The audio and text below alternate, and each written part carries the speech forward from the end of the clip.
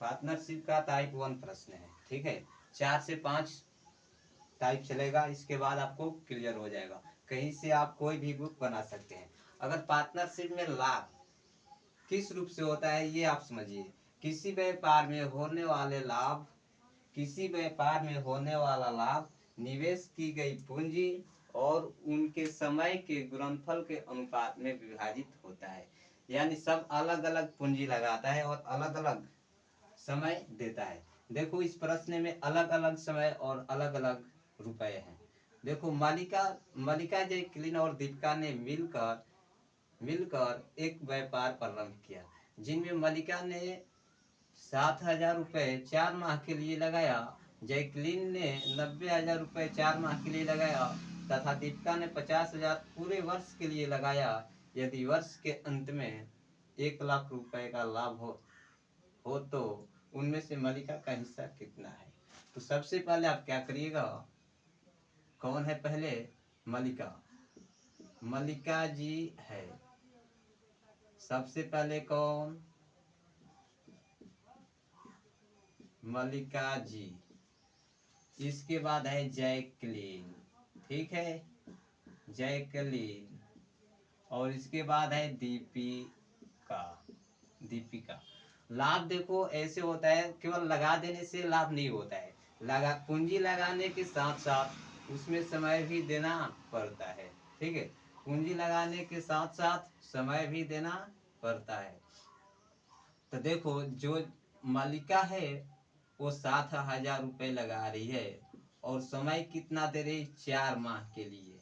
कितना, 4 माह के लिए 7,000 रुपये लगा रही है। इसके बाद देखिए जो जैकलीन है 90,000 रुपये लगा रहा है, 90,000 रुपये लगा रहा है। ये कितने समय के लिए लगा रहा है भाई, जैकलीन जो है ये भी 4 माह के लिए लगा रहा है, क्लियर है। जैकलीन कितने माह के लिए, 4 माह के लिए। इसके बाद दीपिका जी है, ठीक है। तो दीपिका जी 50,000 रुपये लगा रहे हैं, लेकिन पूरे वर्ष के लिए ये लगा रहा है। दीपिका जी क्या लगा रहे हैं भाई, 50,000 रुपये, 50,000 रुपये पूरे वर्ष। यानी पूरे वर्ष में 12 महीना होता है, ठीक है। पूरे वर्ष में 12 महीना। इसके बाद आपको समझने में कोई दिक्कत नहीं होगा, ठीक है। बिल्कुल ध्यान से देखिएगा कि जो मालिका है वो 7,000 रुपये लगाया 4 माह के लिए, जैकलीन जो है 90,000 रुपये लगाया 4 माह के लिए, और दीपिका जो है 50,000 रुपये लगाया 12 माह के लिए। 4 जीरो से 4 जीरो खत्म, 4 जीरो से 4 जीरो खत्म, ठीक है।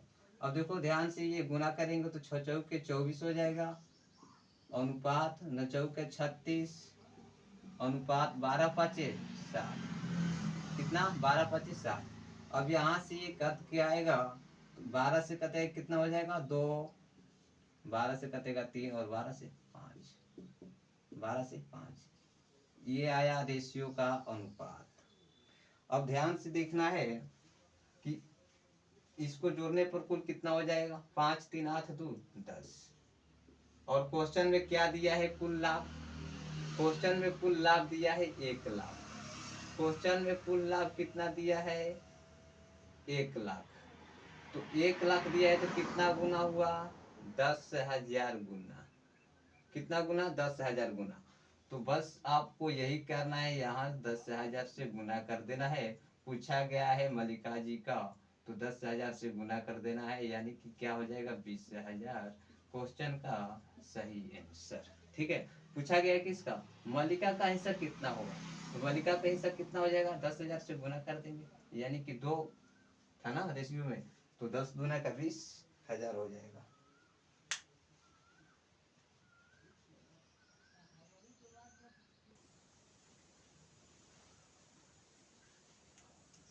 दो नंबर क्वेश्चन को जरा ध्यान से देख लो, ठीक है मेरे प्यारे दोस्तों।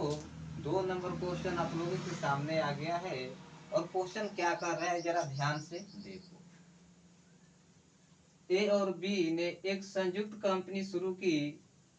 ए का निवेश बी के निवेश का 3 गुना था, और उसके निवेश की अवधि बी के निवेश की अवधि की दुगनी थी। यदि बी का लाभ के तौर पर 4,000 रुपये मिले तो उसके कुल लाभ कितना था। उसका कुल लाभ कितना था। तो ध्यान से देखना है, ध्यान से देखना है कि ए के निवेश की अवधि क्या दे रखा है भाई। कह रहा है क्वेश्चन, ए बी के निवेश की अवधि के 3 गुना था, यानी कि बी 3 था, नहीं, ए 3 था तो बी कितना था 1। ये क्या दिया गया था, निवेश, निवेश, ठीक है, निवेश। देखो क्वेश्चन कर रहा है ए और बी ने एक संयुक्त कंपनी शुरू की, ए का निवेश बी के निवेश का 3 गुना था, यानी कि ए का निवेश बी के निवेश से 3 गुना था। ये जो ए था 3 गुना था, ठीक है। अब इसके बाद ध्यान से देखना है, और उसके निवेश की अवधि, बी के निवेश की अवधि के 3 गुनी थी। किसकी निवेश की अवधि की 3 गुनी थी, दुगुनी, दुगुनी थी, दुगुनी थी, यानी कि बी के निवेश की अवधि क्या थी भाई, 2 गुनी थी। तो बी हो जाएगा 2 और 2 और ये हो जाएगा 1, यानी ये 2 साल हो जाएगा और ये 1 साल हो जाएगा, ठीक है। ये क्या दिया गया है, टाइम, ठीक। तो देखो जब भी इस प्रकार का क्वेश्चन रहे तो आपको अब कुछ नहीं करना है, समय के अनुसार क्वेश्चन को इसी रूप में लाभ के रूप में बांट लेना है। लाभ आपका यही से निकल जाएगा, 3 दूनी के 6 और गुना कर देना है, 1 में 1 से गुना करेंगे 1, ये 6:1 के रूप में लाभ आया आपका। लेकिन कहा जा रहा है क्वेश्चन में बी के लाभ के तौर पर 4,000 रुपया मिला। भाई क्वेश्चन कह रहा है कि बी के लाभ के तौर पर कितना मिला, 4,000 रुपए। तो ये बी है जो ना, बी, इसके लाभ के तौर पर 4,000 रुपये मिला है, इसको 4,000 रुपये मिला है। यानी 4,000 रुपये कब मिलेगा, जब ये 4,000 गुना होगा तब इसको 4,000 रुपये मिलेगा, तब इसको कितना रुपये मिलेगा, 4,000। तो क्वेश्चन कह रहा है तो उनके कुल लाभ कितना है, तो ये सबके मिला के कुल लाभ निकालना है। तो 6 में 1 7, ये कुल वैल्यू कितना होगा, यहाँ पर 7 हो जाएगा। और 7 में जब 4,000 से गुना करेंगे, 7 में जब 4,000 से गुना करेंगे तो यहाँ पर 7 के 28,000 हो जाएगा क्वेश्चन का आंसर, ठीक है। केवल लगा देने से पूंजी लाभ नहीं होता है, लगाकर छोड़ने के बाद ही लाभ होता है, ठीक है। तो क्वेश्चन का आंसर कितना हो जाएगा भाई, 28,000। किसी को कोई दिक्कत,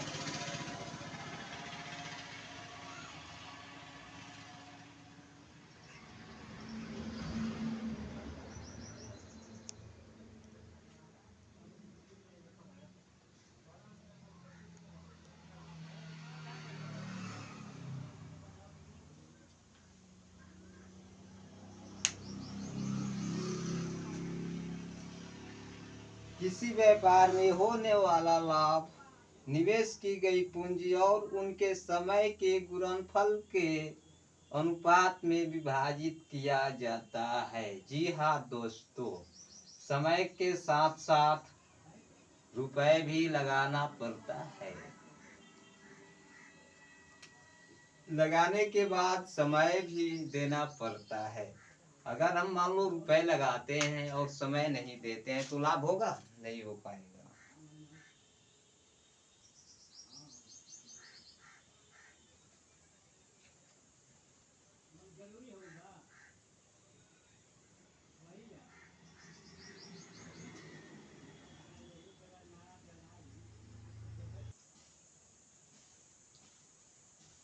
क्वेश्चन को देखिए ध्यान से, क्वेश्चन क्या कह रहा है, ए और बी संयुक्त रूप से किसी व्यापार में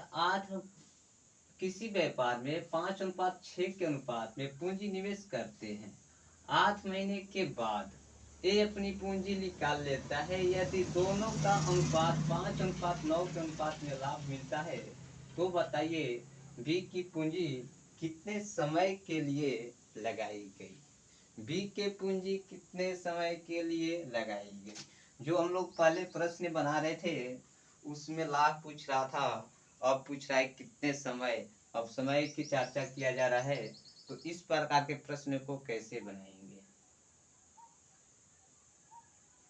देखो ए और बी संयुक्त रूप से, यानी ए और बी है, जो कि 5:6 के अनुपात में क्या कर रहा है, पूंजी को निवेश कर रहा है, यानी पूंजी लगा रहा है।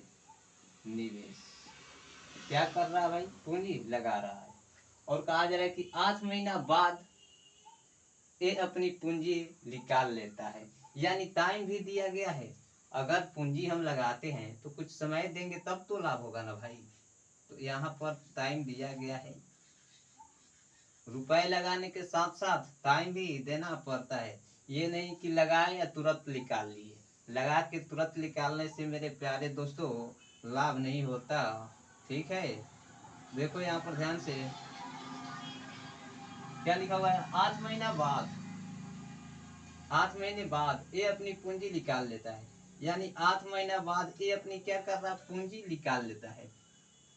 उसके बाद ध्यान से समझना, यदि दोनों का अनुपात, यदि दोनों को 5:9 के अनुपात में लाभ होता है, यानी यहाँ पर लाभ की चर्चा किया जा रहा है, ठीक है। यहाँ पर क्या किया जा रहा है, लाभ की चर्चा किया जा रहा है। और कहा जा रहा है कि दोनों का लाभ जो है, ए और बी के लाभ जो है 5:9 के रूप में ही हो रहा है। तो बताइए बी की पूंजी कितना मिलेगा।